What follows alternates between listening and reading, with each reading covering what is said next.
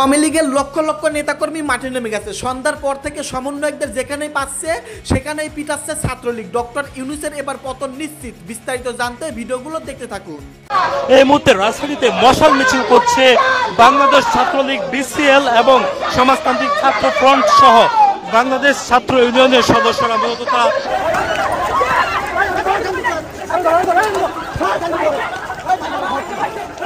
তারা যে আমাদের হামলা করছে আমরা কি দেখছি শুনে বলতে পারবো না। ওদের কারণ অ্যালিগেশন দাও জানে কিন্তু এর মধ্যে ছাত্রলীগ যারা ছিল তারা কিন্তু মিছিলে বের হচ্ছে, তাদের নামে আছে ছাত্রলীগ কিন্তু তারা কিন্তু ছাত্রদের পক্ষে নেয়। এই বুদ্ধি ডক্টর ইউনূস সাহেবকে কে দিয়েছে? 8ই আগস্ট আসছে কোথা থেকে? আপনারা নিজেরও 8ই আগস্ট নামে কোনোদিন জানেন? আবার নাম দিয়েছে নতুন বাংলাদেশ। এবার আওয়ামী লীগের উপর দেওয়া নিষেধাজ্ঞা তুলে নেওয়ার ঘোষণা দিল স্বরাষ্ট্র উপদেষ্টা। হঠাৎ এমন চাঞ্চল্যকর ঘোষণায় অবাক হয়েছে সমগ্র বাংলাদেশ। সকল অপরাধ ক্ষমা করে দিয়ে আওয়ামী লীগকে নির্বাচন করার সুযোগ করে দেওয়ার ঘোষণা দিয়েছে সরকারের পক্ষ থেকে। কে গ্রেফতার করবো 24 ঘন্টার ভিতরে? তো 24 ঘন্টার ভিতরে কোথায় গ্রেফতার হচ্ছে? আরে এর জন্য সবচেয়ে বড় দায়ভার কারা? সার্জিস আর হাসনাত। তো সার্জিস আর হাসনাতকে গ্রেফতার কেন করতেছে না বলেন? ওই দুইটাকে জিজ্ঞাসাবাদ কেন করতেছে না? আরে ওই দুইটা সমন্বয় তো বর্তমানে এই ধরনের কাজগুলো হইতেছে। আসসালামু আলাইকুম সম্মানিত দর্শক, আজকের ভিডিওটি খুবই গুরুত্বপূর্ণ। ভিডিওটি আপনারা সম্পূর্ণ দেখবেন। সম্মানিত দর্শক মণ্ডলী, আওয়ামী লীগের লক্ষ লক্ষ নেতাকর্মী মাঠে নেমে গেছে এবং সমন্বয়কদের যেখানেই পাচ্ছে সেখানেই ছাত্রলীগ পিটাচ্ছে। প্রিয় দর্শক শ্রোতা, সমন্বয়করা কঠিন বিপদে পড়ে গেছে। আজকের এই ভিডিওটি দেখলেই আপনারা সমস্ত কিছু বুঝতে পারবেন আওয়ামী লীগ কতটা পরিমাণে ক্ষিপ্ত হয়ে গেছেন। এইদিকে ডক্টর ইউনূসকে কঠিন আলটিমেটাম দিয়েছেন শেখ হাসিনা এবং সেনাপ্রধান। দর্শক, বেশি কথা না বাড়িয়ে আমরা মূল ভিডিওতে চলে যাই। আপনারা মনোযোগ সহকারে বিস্তারিত ভিডিওগুলো সম্পূর্ণ দেখতে থাকুন। এই মুহূর্তে রাজধানীতে মশাল মিছিল করছে বাংলাদেশ ছাত্রলীগ, বিসিএল এবং সমাজতান্ত্রিক ছাত্র ফ্রন্ট সহ বাংলাদেশ ছাত্র ইউনিয়নের সদস্যরা। মূলত তারা চট্টগ্রাম বন্দরে যে করিডোর দেওয়ার যে বিষয়টি রয়েছে সেই বিষয়ে পরিবাদী মূলত তারা এই মশাল মিছিলের আয়োজন করছে এবং মশাল মিছিলটি ইতিমধ্যে আসলে শুরু হয়ে গেছে। যেমনটি আপনারা দেখছেন, মশাল মিছিলটি ঢাকা বিশ্ববিদ্যালয়ের টিএসসি এলাকা থেকে বের হয়েছে। টিএসসি এলাকা থেকে বের হয়ে মূলত তারা টিএসসি যে এলাকা অর্থাৎ ঢাকা বিশ্ববিদ্যালয়ের ক্যাম্পাস এলাকা সেটি তারা প্রদক্ষিণ করে তারা আসলে বের হয়েছে। যেমন তারা দেখছেন, এই টিএসসি এলাকা থেকে তারা বের হয়ে ঢাকা বিশ্ববিদ্যালয় ক্যাম্পাস তারা প্রদক্ষিণ করে তারা মূলত এই যে মশাল মিছিল সেটি নিয়ে আসলে তারা বের হয়েছে। মূলত তারা চট্টগ্রাম বন্দর বিদেশিদের দেওয়া চলবে না এই ধরনের স্লোগান তারা আসলে দিচ্ছে এবং এই ধরনের স্লোগান দিয়ে মূলত তারা আসলে রাজপথ তারা উত্তাল করে তুলেছেন। যেমনটা তারা দেখছেন এবং এখানে আমরা দেখছি বিভিন্ন বামপন্থী ছাত্র সংগঠন, বিশেষ করে সমাজতান্ত্রিক ছাত্র ফ্রন্ট, বাংলাদেশ ছাত্র ইউনিয়ন এবং বাংলাদেশ ছাত্রলীগ, বিসিএল তাদের ব্যানারে মূলত আজকের এই মশাল মিছিল এবং তারা আগামীকালকে একটি রোড মার্চ কর্মসূচি করবে। যে রোড মার্চ কর্মসূচি তারা ঢাকা থেকে চট্টগ্রাম অভিমুখে যাবে এমনটি আসলে তারা বলছে। যেমনটি আপনারা দেখছেন, রান্নায় আমার ভালোবাসা Jamuna gas stove. Jamuna gas stove, আধুনিক, নিরাপদ ও দীর্ঘস্থায়ী। আপনারা দেখছেন এই মুহূর্তে যে মশাল মিছিলটি বাংলাদেশ ছাত্রলীগ, বিসিএল এর যে স্লোগান সেই স্লোগানগুলো কিন্তু তারা রাজপথকে উত্তাল করে তুলেছেন এবং তারা ইতিমধ্যে আসলে রাজপথে তাদের যে মশাল মিছিল সেই মশাল মিছিলগুলো তারা ধীরে ধীরে এগিয়ে চলছে ঢাকা বিশ্ববিদ্যালয়ের ক্যাম্পাস থেকে। যেমনটি আপনারা দেখছেন, আপনাকে সরাসরি দেখাচ্ছি বাংলাদেশ ছাত্রলীগ, বিসিএল নামক যে সংগঠনটি বলতে এটি আসলে আওয়ামী লীগপন্থী যে ছাত্রলীগ বা আওয়ামী লীগের যে ছাত্র সংগঠন, ছাত্রলীগের সাথে আসলে এই ছাত্রলীগের কোনো প্রকার সম্পৃক্ততা নেই। এটি মূলত ভিন্ন একটি ছাত্র সংগঠন, যে ছাত্র সংগঠনটি আসলে একেবারে ভিন্ন রাজনৈতিক মতাদর্শে তারা বিশ্বাসী বা বামপন্থী মতাদর্শে আসলে তারা বিশ্বাসী। এই ছাত্র সংগঠন ছাত্রলীগ এবং এখানে আমরা দেখছি সমাজতান্ত্রিক ছাত্র ফ্রন্ট সহ বাংলাদেশ ছাত্র ইউনিয়নের এই যে মশাল মিছিল সেটি কিন্তু আসলে লক্ষ্য করা যাচ্ছে। যেমনটা তারা দেখছেন এবং এই যে মশাল মিছিল, এই মশাল মিছিলটি ঘিরে ইতিমধ্যে আসলে রাজপথ কিন্তু উত্তাল হয়ে গেছে এবং তারা আগামীকালকে একটি লং মার্চ কর্মসূচি পালন করবে।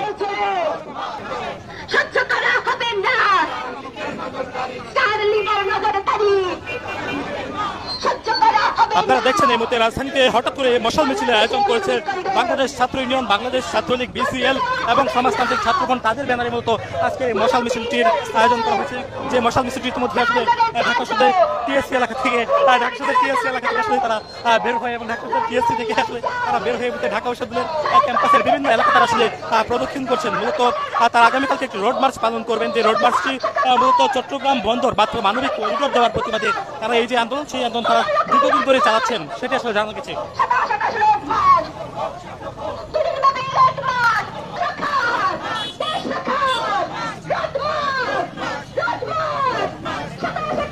আপনারা দেখছেন যে মশাল মিছিলটির আয়োজন করা হচ্ছে। এটি মূলত 3টি ছাত্র সংগঠনের নেতৃত্বে মশাল মিছিলটি। এখানে আমরা দেখছি বামপন্থী ছাত্র সংগঠনগুলি, বিশেষ করে সমাজতান্ত্রিক ছাত্র ফ্রন্ট, বাংলাদেশ ছাত্র ইউনিয়ন এবং বাংলাদেশ ছাত্রলীগ, বিসিএল নামের যে সংগঠন মূলত তারা বামপন্থী রাজনীতি বা বামপন্থী মতাদর্শে তারা বিশ্বাসী এবং তাদেরই মূলত এই মশাল মিছিলটি যেমনটি আপনারা দেখছেন।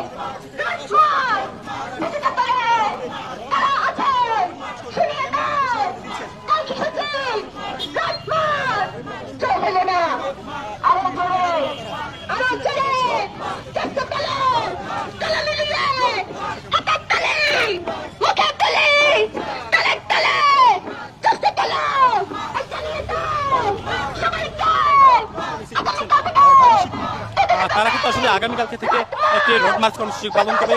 যে রোড মার্চ কর্মসূচি তারা ঢাকা টু চট্টগ্রাম, ঢাকা থেকে চট্টগ্রাম অভিমুখে তারা এই রোড মার্চ কর্মসূচি তারা ঘোষণা করছেন। যেমন আপনারা দেখছেন এর মধ্যে তাদের যে মশাল মিছিল ধীরে ধীরে এগিয়ে চলছে। তাদের যে ব্যানার, এটি মূলত যৌথ ব্যানার, যে ব্যানারের ভেতরে 3টি ছাত্র সংগঠনের নাম রয়েছে, মূলত ছাত্র ইউনিয়ন, সমাজতান্ত্রিক ছাত্র ফ্রন্ট সহ বাংলাদেশ ছাত্রলীগ BCL। তারা মূলত বামপন্থী রাজনৈতিক মতাদর্শে তারা বিশ্বাসী এবং তারা মূলত তাদের সঙ্গে আসলে আওয়ামী লীগের যে ছাত্র সংগঠন রয়েছে বাংলাদেশ ছাত্রলীগ, সেই ছাত্রলীগের সঙ্গে আসলে তাদের কোনো সম্পৃক্ততা নাই, সেটি আসলে জানা যাচ্ছে। এবং এখানে এই যে তাদের যে মশাল মিছিল সেটি কিন্তু আসলে বের হয়েছে। বামপন্থী ছাত্র সংগঠন, বামপন্থী ছাত্র সংগঠন ব্যানারে এই যে মশাল মিছিল সেটি কিন্তু আসলে হুদাকে যে জুতার মালা দিল, জুতার বাড়ি পর্যন্ত দিল, এই বিচার কি করছে? ওনাকে গ্রেফতার কি করছে? আমি কেন বলছিলাম যে বাংলাদেশের পুলিশকে, সেনাবাহিনীকে, বিজেপিকে, সবাইকে আপনারা ছুটি দিয়ে দেন সারা জীবনের মতো এবং সমস্ত জায়গায় আপনারা সমন্বয়কদের বসান। বাংলাদেশে আইন কানুনের দরকার নাই, কোর্টের দরকার নাই, থানা পুলিশের কোনো প্রয়োজন নাই। যেখানে মুক্তিযোদ্ধাকে এভাবে জুতার মালা দেয়, আপনার ওই যে কুমিল্লাতেও দিছে, এখন এসেও দিলেন, তো মব জাস্টিস, মব ভাইলেন্স বন্ধ হইল কোথায়? এখন পররাষ্ট্র মন্ত্রণালয় থেকে বলতেছে যে এটা খুবই দুঃখজনক। আরে ভাই, দুঃখ করে কি করবেন?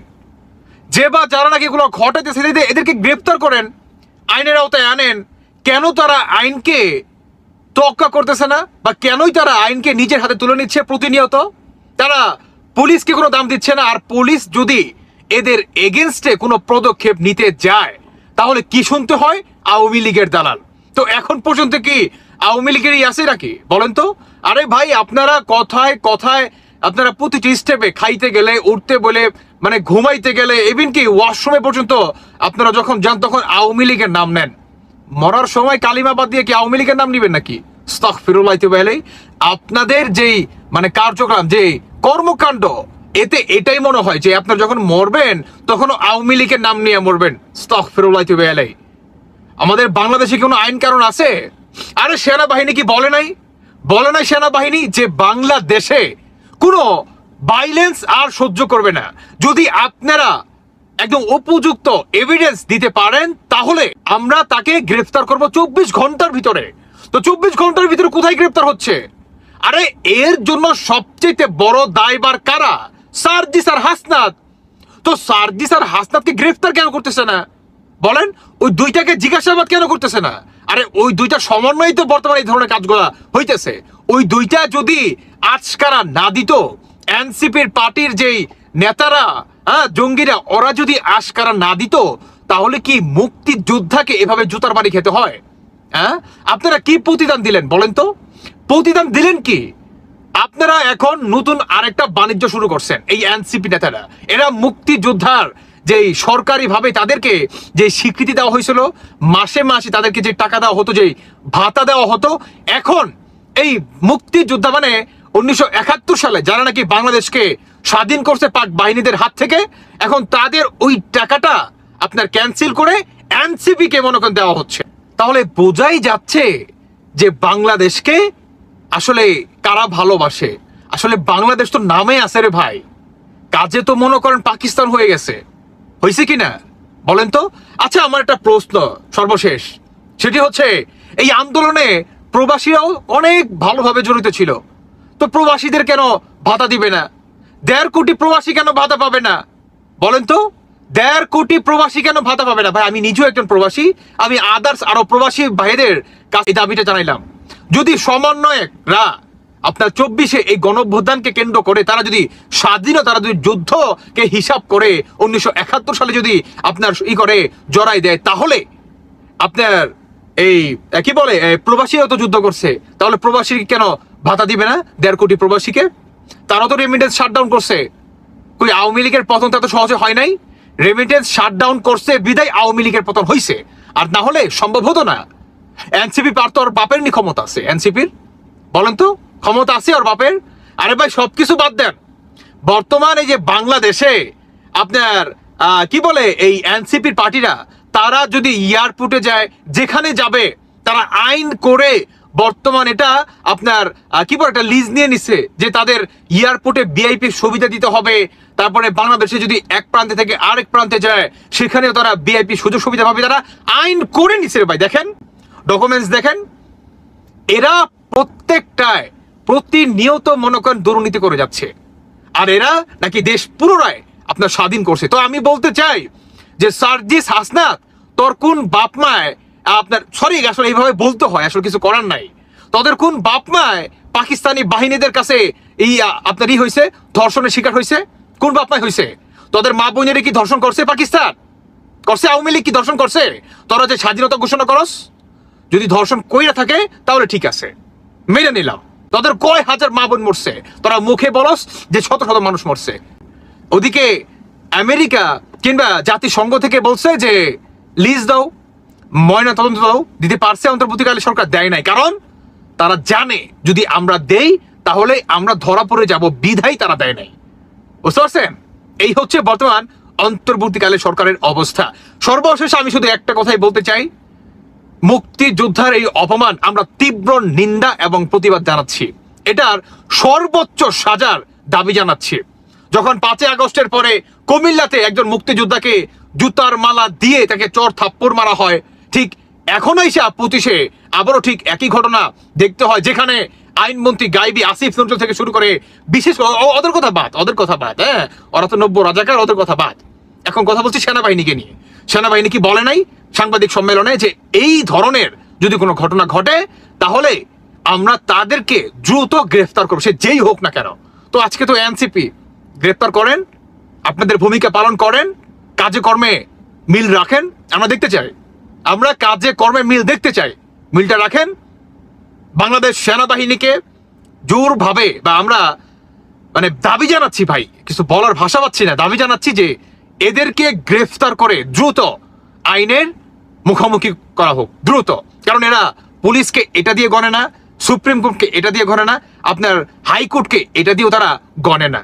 বাংলাদেশে কি তাহলে আইন কানুন নাই? শুধু কি এনসিপির ওই পার্টিতেই আইন কানুন, আর সমস্ত কোর্ট কাচারি পুলিশ বাহিনীর নামে শুধু কাজে হচ্ছে সমন্বয়করা ঘটায়? তাহলে সরকারি কোষাগার খালি করার কোনো মানে নাই, সরকারি কোষাগার খালি করার কোনো মানে নাই। সবাইকে জীবনের জন্য ছুটি দেওয়া হোক, কাজে থেকে অব্যাহত দেওয়া হোক, আমাদের দরকার নাই সরকারি কোষাগার আর খালি করার দরকার নাই। কেমন যে পুলিশ কোনো কাজে আসবে না, জনগণের কোনো আসবে না, কি বলে আত্মসম্মান বোধ রক্ষা করতে আসবে না, সম্মান রক্ষা করতে আসবে না, জানের নিরাপত্তা দিতে পারবে না, সেই পুলিশ দিয়ে কি হবে? সেই আইন কানুন দিয়ে কি হবে বলেন তো? সেই কোর্ট কাছারি দিয়েই বা কি হবে, যে কোর্ট কাছারি এনসিপি কিছু করতে পারে না? বলেন কি হবে? সম্মানিত দর্শক, আশা করতেছি বিস্তারিত ভিডিওগুলো আপনারা সম্পূর্ণ মনোযোগ সহকারে শুনেছেন এবং দেখেছেন। প্রিয় দর্শক, আপনারা ভিডিওতে স্পষ্ট দেখতে পারলেন আওয়ামী লীগের সকল নেতাকর্মী মাঠে নেমে গেছে, তারা রাজপথে সমাবেশ করতেছে, অপরদিকে সমন্বয়কদের উপর কঠিন হামলা চালাচ্ছে। প্রিয় দর্শক, বেশি কথা বলতে চাই না, আজকের এই ভিডিওতে গুরুত্বপূর্ণ ইনফরমেশন ছিল, গুরুত্বপূর্ণ চাঞ্চল্যকর প্রতিবেদন ছিল। প্রিয় দর্শক, আশা করতেছি ভিডিওগুলো আপনারা সম্পূর্ণ মনোযোগ সহকারে শুনেছেন এবং দেখেছেন। প্রিয় দর্শক, আজকের এই প্রতিবেদন সম্পর্কে এবং বর্তমান দেশের রাজনৈতিক অবস্থা সম্পর্কে যদি আপনাদের কোনো মন্তব্য থেকে থাকে ভিডিওর কমেন্টে অবশ্যই লিখে জানিয়ে দিবেন। প্রিয় দর্শক মণ্ডলী, ভিডিওটি এখানে শেষ করছি। সকলেই ভালো থাকবেন, দেখা হবে নতুন কোনো ভিডিও নিয়ে। আল্লাহ হাফেজ।